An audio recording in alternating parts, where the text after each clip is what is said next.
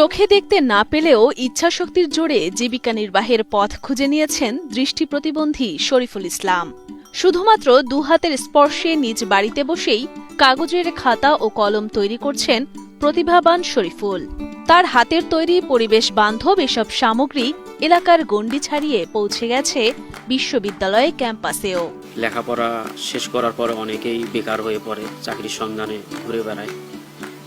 তো আমি ভাবলাম যে আমাকেও হয়তো সেই রকমই হতে হবে। তো কাজেই আমি লেখাপড়া শেষ হওয়ার আগেই যদি একটা কর্মসংস্থান চেষ্টা করি, হয়তো আমাকে বেকার থাকতে হবে না।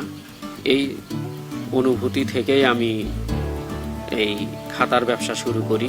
গাইবান্ধা বোয়ালি ইউনিয়নের উত্তর ফলিয়া গ্রামের বাসিন্দা দৃষ্টি প্রতিবন্ধী শরীফুল ইসলাম। কাগজ আর কলমে ভরপুর তার বাড়িটি।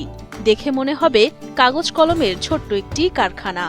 শরীফুল জানান, প্লাস্টিকের ব্যবহার কমাতেই পরিবেশ বান্ধব কাগজের কলম তৈরি করার উদ্যোগ নিয়েছেন তিনি।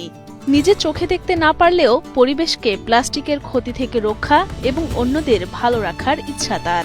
আমার চিন্তায় আসে যে পরিবেশ বান্ধব কলম তৈরি করতে হবে, যেটা পরিবেশের জন্য সহায়ক। পরিবেশ দূষণ থেকে আমরা যাতে কিভাবে মুক্ত হব সেটার একটা প্রক্রিয়া মাত্র।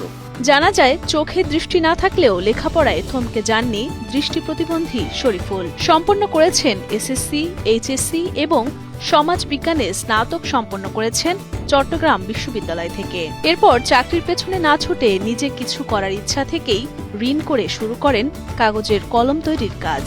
লেখাপড়ার পাশাপাশি খাতা এবং কলম প্রস্তুত করে ব্যবসা করে আসছি। আমি এই ব্যবসা শুরু করেছি প্রথমে খাতা দিয়ে শুরু করেছি, পরে কাগজের তৈরি কলম যুক্ত করেছি। প্রতিটি কলম 10 টাকায় বিক্রি করেন শরীফুল ইসলাম, আর খাতা বিক্রি করেন 20 থেকে 40 টাকায়। উৎপাদন খরচ বাদে তার যা আয় হয় তা দিয়ে চলছে শরীফুলের 4 সদস্যের সংসার। প্রতি মাসে আমি সর্বোচ্চ 500 খাতা বিক্রি করি এবং প্রতি মাসে সর্বোচ্চ 1000 পিস কলম আমি বিক্রি করি। এটা হয়তো দিন কম বেশি হয়, কোনোদিন হয় না, কোনোদিন বেশি হয়, কোনোদিন কম হয়।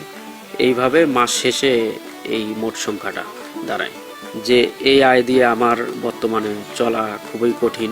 সরকার থেকে এককালীন সহযোগিতা পাইতাম, তাহলে আমার ব্যবসাটা সম্প্রসারণ করতে পারতাম। বর্তমানে আমার পর্যাপ্ত মূলধন নেই, যার ফলে আমার আয় কম। আমরা যদি সরকার থেকে কোনো অনুদান বা চাকরি, শিক্ষাগত যোগ্যতা যেহেতু আছে, আমরা আশা করা যায় সরকার থেকে যদি একটা চাকরি পাই আমাদের পক্ষে অনেক ভালো হবে। নিজেকে প্রতিষ্ঠিত করতে শরীফুলের এমন উদ্যোগকে সাধুবাদ জানান এলাকার সবাই। সরকার সহ সমাজের বিত্তবানরা এমন স্বপ্নবাদ যুবকদের পাশে দাঁড়ালে তাদের জীবনে আরো পরিবর্তন হবে বলে আশাবাদী তারা। শরীফুল খুব ভালো ছেলে হিসেবে, খুব ভালো।